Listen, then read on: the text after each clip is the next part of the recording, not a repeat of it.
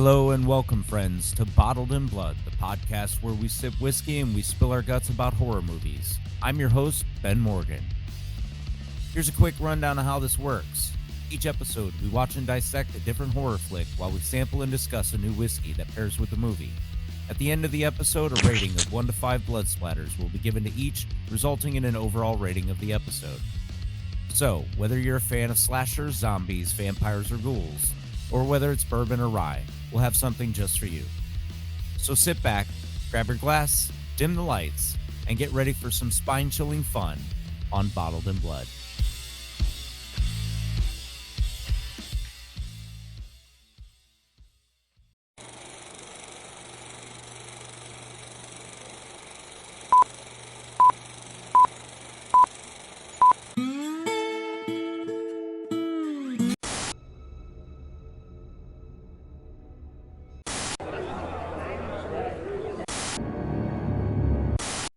Welcome, everybody, to the first episode of Bottled in Blood. I'm your host, Ben Morgan, and I am super excited to be here.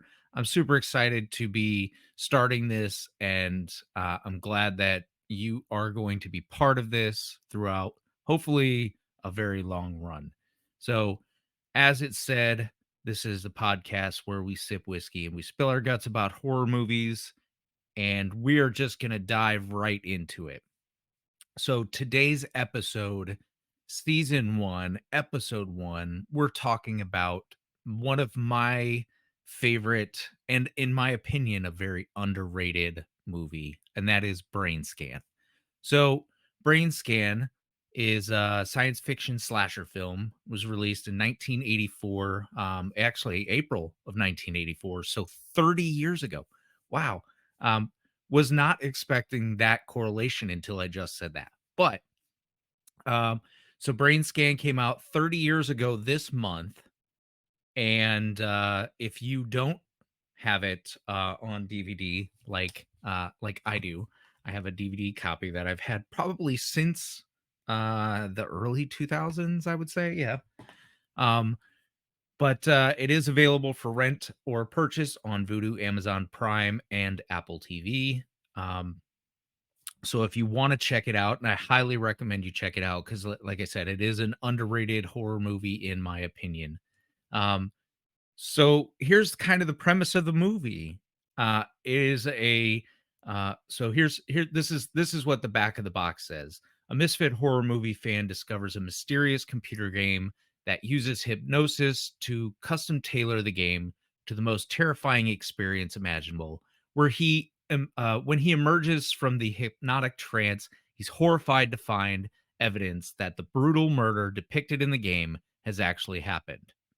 I won't say the spoiler. I will hit the spoiler, but I will make sure that you know that there is a spoiler coming up later in the episode.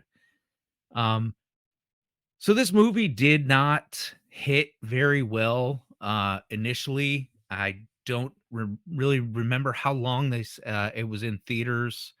It has a 13% on Rotten Tomatoes for the tomato meter, which is not necessarily indicative, especially for horror movies.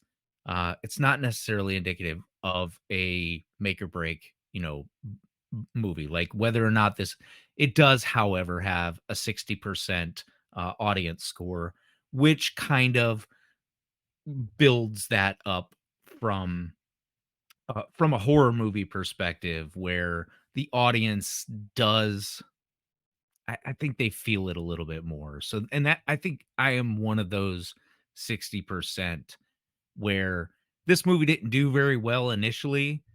And I think over time, it's just become one of those, not a cult classic, but it's one of those sub cults.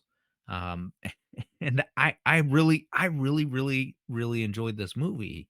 Um, so it was directed by John Flynn, written by Andrew Kevin Walker and Brian Owens. So Andrew Kevin Walker is known for his writing for Seven and for Metalocalypse, Army of the Doomstar, the movie. And I am wearing my Baby Clock tour T-shirt in honor of that because if you haven't seen um, it was on Adult Swim as an animated series called Metalocalypse Death Clock, and it was about this metal band. I'm not going to go too much into it, but uh, just a fantastic series, especially if you like metal. It's got kind of like a an anime vibe to it as far as the animation is done. But super awesome movie, super awesome band. I say band, it's literally one dude. But if you have a chance, check it out. But Metalocalypse Army of the Doomstar movie was also a an Andrew Kevin Walker uh, project, and Brian Owens was known for Happy Hill Night. I have never seen Happy Hill Night. I might have to check it out. It sounds like a pretty cool flick. Um, so the soundtrack was composed by George S. Clinton. I think this is one of the things I like about this movie is the soundtrack is very 90s rock. It's got a lot of industrial grunge and punk influence to it. And there's a couple of songs on there by a band called Dandelion. Under My Skin is probably one of the I think off this album, or off this soundtrack, that song specifically is one of my favorites. It's probably my favorite by them. There's a Swingers Lovers remix by KMFDM of White Zombie's Thunder Kiss 65, and that adds that industrial flavor to that song. It's already a very, power metal song, but the remix being done by KMFDM, who again, when I was in high school, there was this small group of kids in high school who like were the KMFDM fans, and there was like 6 of them, and they were always wearing like KMFDM shirts, or I'm trying to remember the other band that they were always a fan of, but it's a very industrial sound to it. And then another song on there called Triad by Pitch Shifter. Pitch Shifter is, I think, another kind of early mid 90s, late 90s kind of bands that had a good sound, but I don't think really had the right promotion or the right hook to get out there.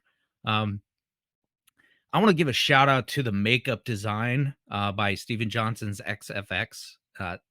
The the the makeup in and of itself and the practical effects that they do are really cool for this seemingly low budget. I guess I should have checked out the budget. I didn't even think about that. But not a very high budget film, if I recall, but it was, especially the facial makeup for the quote unquote villain in this movie, who we'll talk about here in a moment. But I really thought they did a great job with the makeup and the practical effects. So our cast, let's get to our cast. So this actually has a couple of pretty well known people, especially in the early mid 90s. Stars Edward Furlong, who plays a character. The guy's name is Michael Brower. He's a high school kid. And we all know Edward Furlong is known for John Connor in Terminator. He played Danny Vineyard in American History X. And he was the titular Hawk in Detroit Rock City. Kind of took a dive in his acting career and really in life. Now he, is drunk and drug addled and hangs out with the likes of Ron Jeremy, and got into a lot of trouble, not really, following his career after that. But uh and here's a I guess possibly unpopular opinion. Maybe not as unpopular as I'm imagining, but I don't think he's really that good of an actor. You know what I mean? Like, he plays the same character very poorly. So John Connor was pretty much the same as Danny Vineyard and Hawk, and he kind of plays the same as Michael Brower. It's just all the same. It's all the same notes. So I personally don't think he's a very good actor. That's just my opinion. So we also have Frank Langella, who, until I did a little more research, I used to call him Frank Langella. Apparently, that's incorrect. Who plays Detective Hayden? He's a homicidal detective. He's hang, he's a homicide detective. They look, Frank. If give me a ring if you see this. Maybe we got something there. A homicidal detective, kind of like a maybe a revamp of Maniac Cop. Who knows? Um, but Frank Langella plays Detective Hayden, and we'll talk a little more about him. Frank is an award-winning Broadway television and film actor, right? So this dude is a seasoned actor. He's been around for decades. He's probably known for he played Count Dracula in 1979's Dracula, Masters of the Universe. I did not realize that he was Skeletor in the live action He-Man movie Masters of the Universe opposite Dolph Lundgren. Great movie. That's another one we'll talk. I won't get into that. That one could have been done way better. But he was also Richard Nixon in the movie Frost Nixon. So a couple of pretty decent characters and actors so far. And then we go into the love interest, Amy Hargreaves, who plays Kimberly, who is Michael Brower's next door neighbor. She really didn't have a whole lot on her list of credits, but she was recently known for her role as Maggie Matheson, who is Claire Danes' sister in Homeland. I don't, I've never seen Homeland, so I would not have known that. And but I kind of looked at, and she really looks the same. She looks like she would be like even in the movie, she looks like a 30-year-old playing a teenager. And coincidentally enough, come to find out, I think she was in her late 20s. I think her and the next guy were in, I'd say their late 20s, like 27, 28, when they play these teenage high school characters. So we'll move on to the next character, who is Jamie Marsh Galen, who plays Kyle Hillard. And this is Edward Furlong's. This is Michael Brower's best friend, and like best buds forever. Let's is it? Whoa, bang. Um, I think it's their catchphrase is "best buds forever," best buddies forever. Um, throughout the movie, and I tried really hard to do some research on what else he's been in. And I'll be honest with you, the only thing I found was a an Eminem TV spot from, I want to say, 2012, and the it's a Halloween TV commercial for M&Ms, and it's called Ding Dong. And it is like it's like if Kyle, the character Kyle, was dressed in a Halloween costume and answered the door to two M&Ms. And like he's very like super surfer guy, kind of like laid back and like cha cha, like very chill, like very kicking it. He's got that very vibey West Coast attitude to him. But if you haven't seen that one, it apparently it runs. I've seen it, and I never really thought about like how old it looked. But apparently it runs every Halloween during Halloween. But it is it's just a quick little 30-second Halloween M&M's commercial. So, but that's the only thing he was known for. I I didn't see anything else. Dr. Fromberg is the quintessential uptight principal, played by David Hemblum. Dr. Fromberg is uh, a very stern, strict, educator and principal type, and has a couple of very very stern interactions with the horror movie fan club in Michael and staring right at it. Oh, Michael and Kyle. There we go. Brain fart. No, brain scan. We're watching brain scan.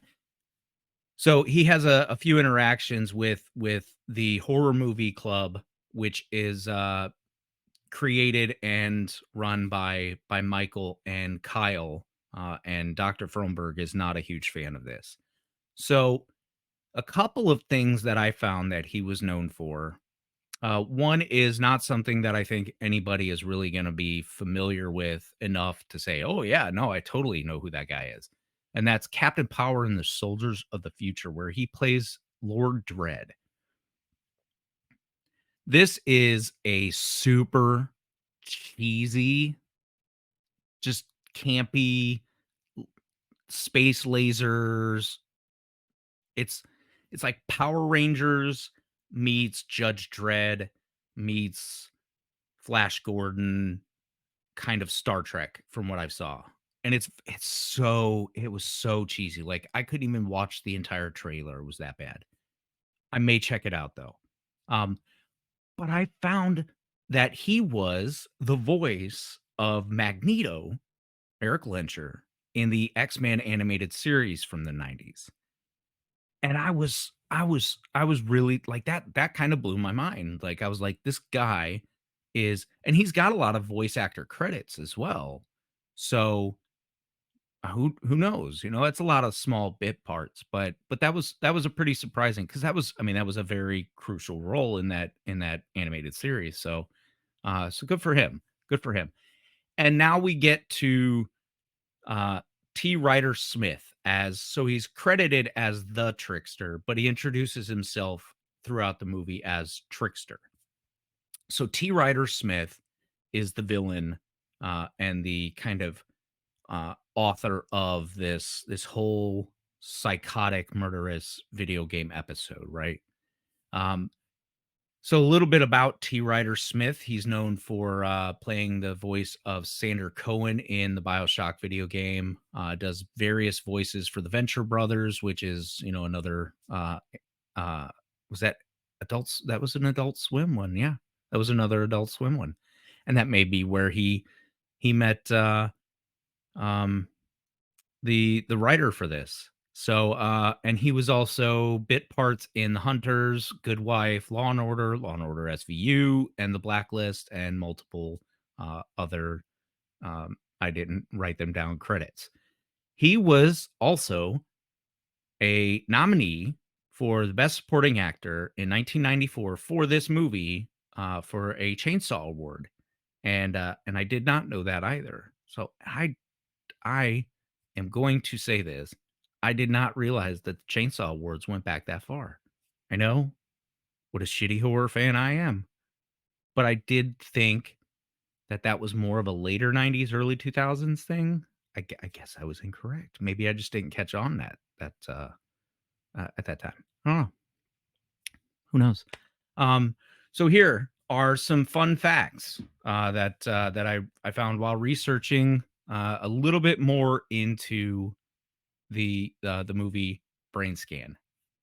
Jamie Marsh and um, Amy Hargreaves, both of them were 27 when they played teenage high school characters, which is not unheard of because I think the entire cast of the faculty, I think every one of those students were in their like mid to late 20s anyway. So it's not an unheard of thing. So Brainscan appears. So they talk about the movie in, or the game in the movie when they're on the phone, right? And Kyle is reading from a brain scan magazine or a brain scan article in Fangoria. So the Fangoria magazine that Michael and Kyle are reading is the fake brain scan article, is from Fangoria issue 95 and was published, according to this, published in August of 1990. However, Brainscan was actually on the cover of Fangoria in May of 1994, which was the month after this movie came out. So, good on you. You guys made the one of the elite covers for horror movies, and I am super excited, and that is part of my super awesome collection. And if you can't tell, I also am I'm a big Brainscan fan. I've got the movie poster over here.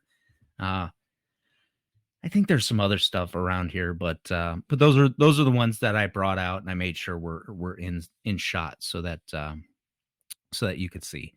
So I talked about the horror movie fan club or the horror movie club that Michael and Kyle are part of or creators of. And there's a scene in this movie where they're showing a clip. They're showing a movie in the club, and Dr. Fromberg walks in. So the film clips that were used to represent that fictitious film, which they called Death, Death, Death Part 2. The actual film that was being shown was 1973's the Dracula saga. So there's a couple of scenes in there where she drives the stake through her heart and then she dismembers her head with, I think she uses a hatchet. And these two are just sitting there going, oh, like, oh, right in the face, like that stuff, like classic horror movie fans would do. And everybody else in there is like all squeamish and shit. Um, so those are the fun facts about that. So a little bit of how the movie goes. So obviously Michael and Jamie, super best friends, best buds forever. They're very punk, they're very, grunge, they're very, you know, kind of anti-authority, the titular um I guess really they were me in high school. So this movie came out in 94 and they're playing like juniors and seniors. So they were playing like a couple years older than I was at the time this movie came out.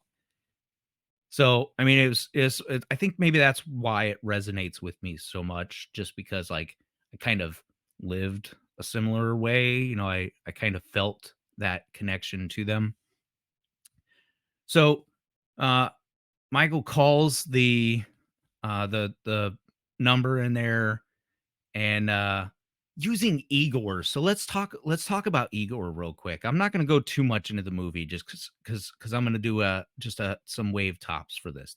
That's kind of how this is going to go. I'm not really going to do like a deep dive into either of them. I'm just going to hit like wave tops and like key things that I really liked about um the movie and about the bourbon that we're going to drink. So there's a so he calls and gets connected to, and you hear the voice, and the voice is then going to be a familiar voice later on in the movie, and that is T. Ryder Smith as Trickster. So, but he uses this setup through his computer called Igor, and it's essentially like Siri or, having like a smart home device to, you give it a call word and it's now reacting. And if you think about this movie came out in 1994. And this dude's probably using like Windows 3.1 or something on his fucking on his big ass computer on his desktop. And it's just so advanced as far as the thought process of what technology could be and what technology is going to be. And so like he's giving it, keywords to activate things and shit like that. And it's super cool. So I won't go too much into that, but I just thought that was a cool fact about factor about this movie here. Um so, you know, comes down the line, right? He's sitting there after he does this and he's talking to Kyle and he's spying on his neighbor creepily through like a telescope with a camera. He's making videos and pictures of her, like, and she's changing, right? So come to find out, she's actually doing the same thing. She's doing it on purpose. So, but still, little weird, little creepy. Um, we'll just leave it at that. So the game shows up, and now he's playing it. So he starts in with the game, and there's a scene where, like, he goes through and he's committing all these murders, and So the premise of the game is like he has to complete the 4 disc series of the game without running out of time. And I forget how long the time frame is, but he has to complete it without running out of time, and he has to complete it without um, leaving evidence or having a witness or something like that, right? So that's every time he leaves the game and he's still got time left, he's like, oh, but there was a witness, you left a witness, or there's a clue and shit like that. So he's got to go back into the fucking game. So I mean, it's a pretty cool premise, especially for like the mid 90s, and I'm surprised it really didn't catch on, just because like computer games were kind of a big thing. Um, but the like I was talking earlier, the practical effects are super cool. The digital effects, this movie came out a year after fucking Jurassic Park did. So I think obviously they didn't have the Spielberg budget, but let's face it, you could have done a lot more with the digital effects, as opposed to some of the honestly I don't even know where they spent their budget. Um, Probably on a couple of these salaries for these higher known actors. I'm sure they well overpaid for Edward fucking no good acting for long. Um, but so the movie goes on. He's got a lot of interactions with Detective Hayden, where he's kind of on to him, but he's not really on to him. And then there's a back and forth. I don't really want to go into it too much. I don't want to spoil it for you. But I do want you guys to check it out. So we'll talk a little bit more about Brainscan. I'm gonna jump over real quick, and now I'm gonna start talking about the bourbon, the whiskey that we're gonna match with this movie.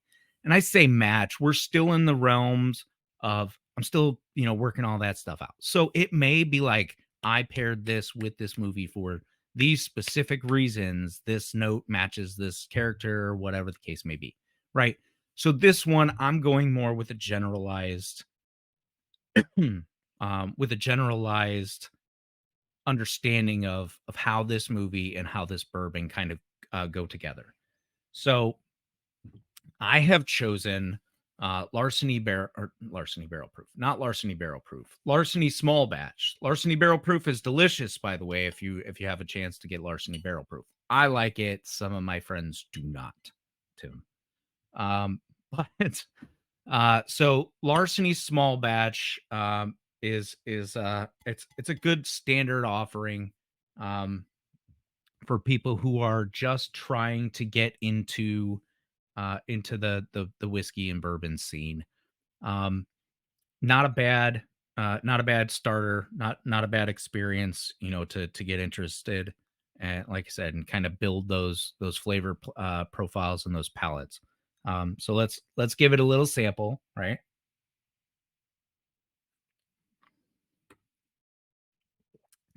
That'll warm you. All right, so Larceny Small Batch is their standard offering. So it's a 92 proof.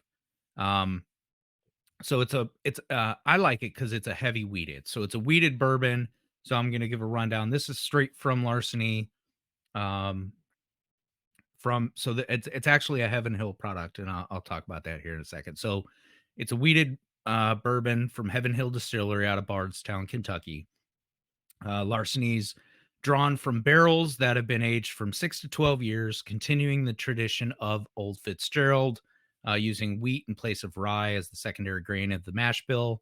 Larceny uses more wheat than any of its other competitors for a softer, rounder character. So I enjoy a wheated bourbon. I do enjoy a high rye bourbon as well. I also enjoy a rye. So I am a I'm a bourbon and rye fan. I'm not necessarily a huge Scotch fan. I'm not necessarily a huge Irish whiskey fan. I'm really not a Japanese whiskey fan. Sorry, it's not sorry, I guess. But this one here is I think is a good offering, like I said, to start with. So the mash bill is for if you're new to bourbon or new to whiskey in general, the mash bill is the grain makeup of the distillate, right? So you have for this one you have a 68% corn, 20% wheat, and a 12% malted barley, which kind of rounds out and gives it that soft, real kind of nutty flavor to it, right? So there's a little bit of a creaminess to it from that. This MSRP for this is usually between like 20 and 30. I think here in Virginia, it came out to like 26, 27 and some change. Not really, I don't really remember.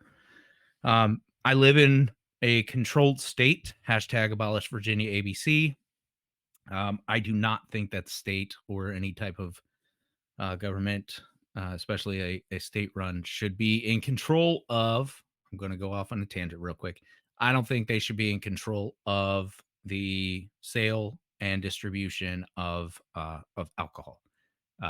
That is my soapbox for now. I'm sure at some point in time in later episodes, I will hit more on this topic. But back to the matter at hand. So Larceny, here's some awards over the last few years. It won gold at the San Francisco World Spirits Competition in 2020 and in 2021 as well. It won double gold for Consumer's Choice Award as well at the 2021 SIP Awards. It won double gold at the 2022 TAG Global Spirits Award, double gold at the and Consumer's Choice Award at the 2023 SIP Awards, and double platinum at the 2023 Ascot Awards. So it's not a an unrated bourbon like this. It's a pretty good selection. Um, so the story with Larceny starts with John E. Fitzgerald, not to be confused with John John F. Fitzgerald, who no, I'm thinking of John Fitzgerald Kennedy. Wrong. I'm wrong. Anyway, John E. Fitzgerald, not to be confused with F. Scott Fitzgerald. We'll go with that route. So the story starts with John Fitzgerald, and this is again. I'm just going to read this straight from the caption from Heaven Hills Distillery for Larceny Barrel Proof. Or Larceny Barrel Proof. I'm going to say Larceny Barrel Proof a bunch of times, just because I drink generally Larceny Barrel Proof over Larceny Small Batch, which Larceny Barrel Proof is also really good. Not all of their barrel proofs have lived up to the barrel proof moniker, but I digress. So John Fitzgerald was a man of good taste who inspired our lineup of celebrated wheated bourbons. Fitzgerald was a bonded U.S. Treasury agent who had access to the rickhouses where bourbon barrels were stored and aged. His position gave him the means and opportunity to steal tastes of some of the best bourbon. Using his keys, Fitzgerald would let himself into the rickhouses, thieve bourbon from the best barrels, and take jugs of it home for himself. When it came time to dump the barrels, some were found to be unusually light and exceptionally smooth. These barrels became known as the Fitzgerald barrels. Even when the brand was down and sold to famous whiskey maker Pappy Van Winkle, whose bourbon is, I think, delicious, but probably highly overrated as far as price. When it was sold to Pappy Van Winkle, the Fitzgerald name remained, as well as his reputation. So, as I said, Heaven Hill is the distillery that owns the Larceny line. They've been family owned and operated since 1935, I think is what it said. They like to stick with a heritage and a legacy of the family name, right? So Heaven Hill products that they have, obviously, Heaven Hill Bottled and Bond, and their Heritage Collection, again sticking with the Heritage line. Henry McKenna 10-year, Henry McKenna, but they also have their 10-year. They have their Bottled and Bond, and their Bottled and Bond single barrel. Larceny and Larceny Barrel Proof, Bernheim, Rittenhouse Rye, which I think is not good. Old Fitzgerald, which is known for not only the bourbon inside, but also for the decorative decanters. Parker's Heritage Collection, Pikesville Rye, which is delicious. Elijah Craig, small batch barrel proof. They're rye, they're toasted, they have an 18-year, a whole bunch of offerings, right? Evan Williams, to include their black label, 1783 small batch, single barrel, and their bottled in bond, which I always keep a bottle of the EW bottled in bond in stock. And when I say a bottle, I'm talking, let's see if I can, oh, no, it's under the bottom there. I'm talking a handle for like $32, right? Way worth it. Way worth it. It's 100 proof. It's delicious. Not going to go too much into that. And everybody's favorite, mellow corn. Um, so mellow corn is kind of like um, it's kind of like the Boone's Farm of the whiskey world. It generally gets made fun of a lot. But Heaven Hill's master distiller, Connor O'Driscoll, who started as the master distiller, I think around 2019. Before that, he was where was he? I can't remember. Let's have another drink and see if I can remember it. But he's their master distiller. You also have the artisanal distiller, Jody Filitro, and the artisanal distiller emeritus, Charlie Downs, who is there as basically as a distilling consultant, former master distiller, and now kind of retired and just kind of hangs out and drinks. I mean, really, the master distiller does pretty much the same thing. He just hangs out and drinks a lot of stuff and kind of does the the blends, and that's such a super cool ass job. Like, I would kill for that. I'm not that good in like the taste. Like, I'll be like, yeah, I got a little, a little note of cinnamon, or like this got some butterscotch to it, or something like that. But I don't have that level of palate that these guys do. That's too much. And then they have their national spirits specialist and portfolio mixologist, Lynn House. So I will put this recipe here in the comments section. And so they have a list of another thing with the bourbon pairing. I will try and find like a drink, like a cocktail mix that I like and that I think would be appreciated. And I will include that down in the comments section as well. But they have a recipe for a Kentucky Mule, which I have made, and I have tried other things in my Kentucky Mule, and I did not enjoy them as much. So the recipe for that is 2 ounces of Larceny, 3 ounces of ginger beer, ½ ounce of fresh lime juice, ½ ounce of simple syrup. If you're going to use simple syrup, make it at home. Demerara sugar, learn it, use it. It's your friend. Fresh lime wheel or wedge, and some fresh mint. Super, super, super awesome. And if you can, throw it into a mule mug, a copper mug, and drink it properly over ice, or just chilled, however you want. Over ice is really good. Great summer drink. So here's a little bit on the tasting notes, right? For me, it's a light in color. It's not super super dark. It's not I mean, it's been aged. It's a blend of 6 to 12 years, so you're going to get a little bit of some complexities in there. But it's got it's a very light, I'd say light amber color to it. It's got a real soft nose, not too strong on the fragrances. Real smooth mouthfeel. I think the finish is mid, and a little bit. So you get a little bit of a sweetness, but I don't think it. it lasts just a short period. You know, it's not a very long mouthfeel. Um, but it definitely has some like caramel corn, um, and some sweet notes. It's they say, so they say it's got a rich mouthfeel, and I think it's got I think it's a mid.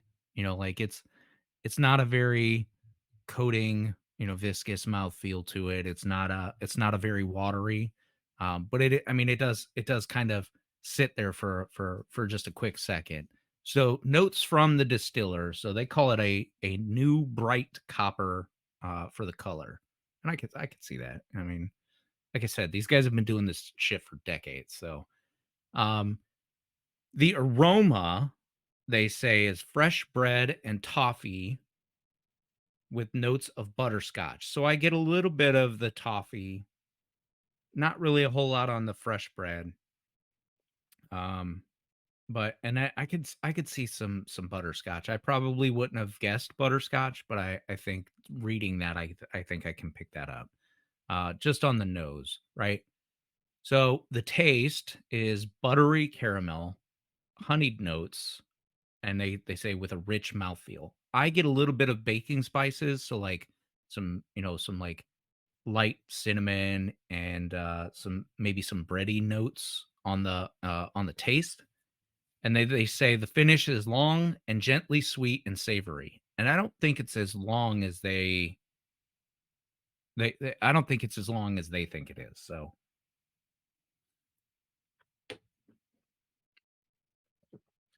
I think it I think it diminishes a you know about mid range for a whiskey, right?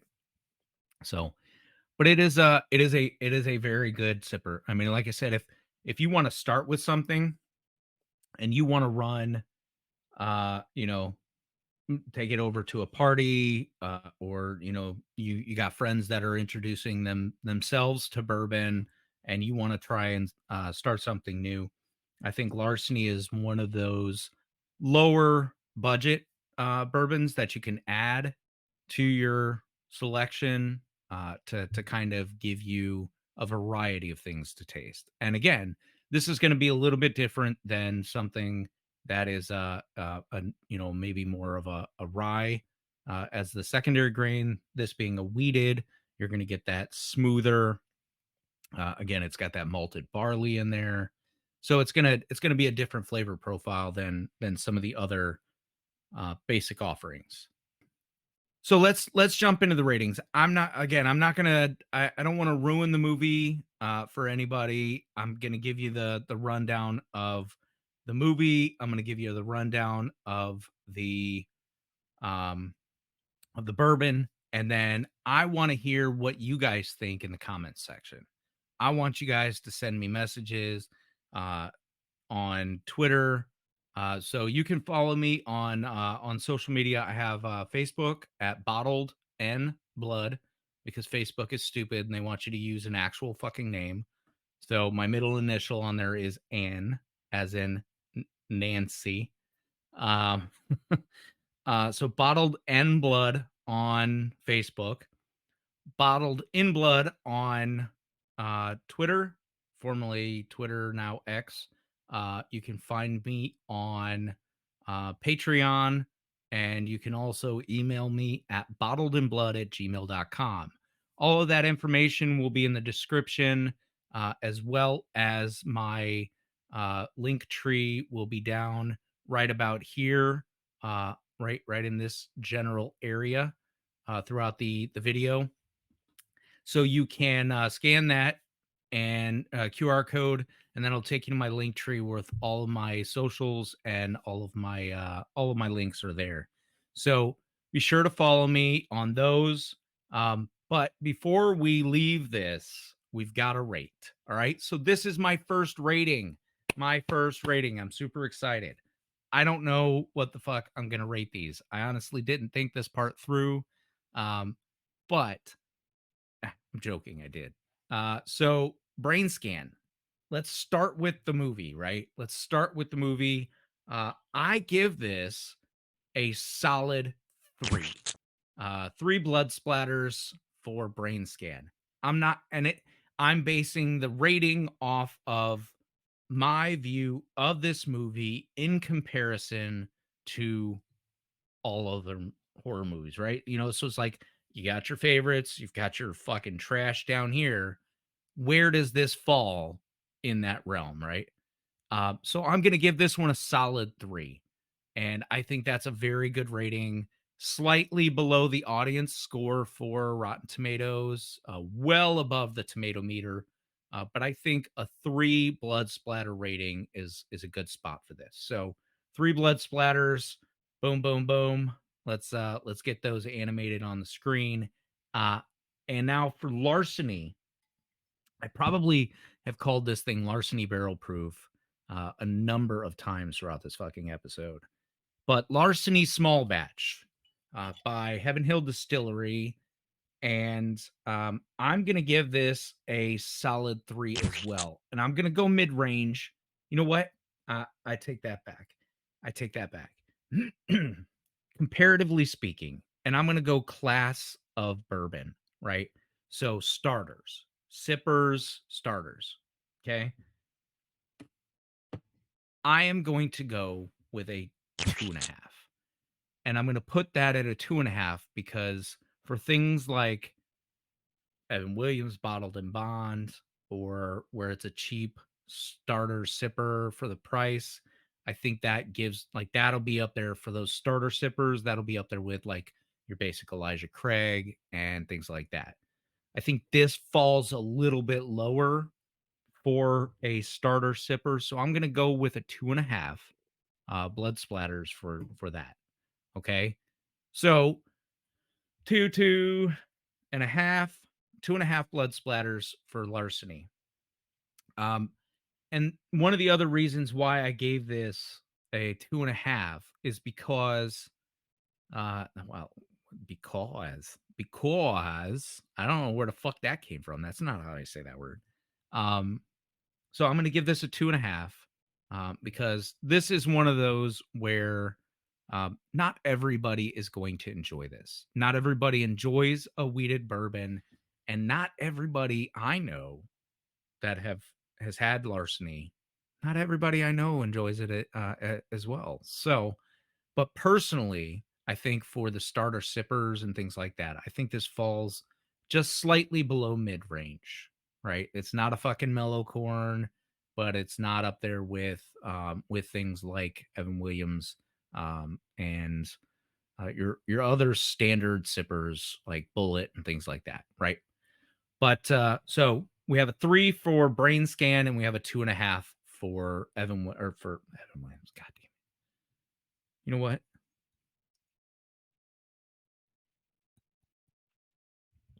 I need more of that. I need more of that in my life. That's what I need. So thirsty. All right. So we have a 2.5 and we have a 3. And that gives us the drum roll of I have no idea. I'm gonna have to do that in post, but it will be up top. The overall rating is whatever comes up here because that part I did not think through, but I will in future episodes. I will do a cumulative rating and be able to. I will write that down. And man, there's a lot of things I didn't think about for this first episode, but I am coming in on. I'm firing on all fucking cylinders here. But I want to thank you all so much for tuning in. I'm hoping for feedback. Leave comments. Make sure to like, follow, and subscribe. Ring that notification bell and let me know what you would like to see in the future, what you would like to see less of. Unfortunately, you cannot see less of me because, I mean, this is my fucking thing. So if you don't like it, too bad. Still subscribe. Anyway, I don't care. Um, but seriously, I really want to thank you guys for joining me on this journey. I hope you tune in for the next episode. Ring that notification bell so that you can be alerted when I post my next video. I already started recording my next video, so hopefully that will be out in the next couple of weeks. But again, ring that damn bell. Get notified when I post a video. All right. Thank you again so much for tuning in. Uh, and hopefully this journey of the love of horror and bourbon will come together in a beautiful fashion, and we can continue this epic journey until YouTube decides it's no longer going to be a thing, and I don't see that happening. So thank you again. Thank you all very much. Love you. Drink bourbon and watch tons of fucking horror. And yeah, cool. I gotta come up with a fucking end line. Like, all right, that's the other thing you guys got to do. Comment in the bottom. What? What am I fucking doing? Comment in the bottom what you think my exit line should be, my catchphrase, my outro, or if you will. Let me know in the comments what you think. Again, hit me up on social media. Let me know. Don't forget to like, follow, and subscribe. And I'll see you next time. Later.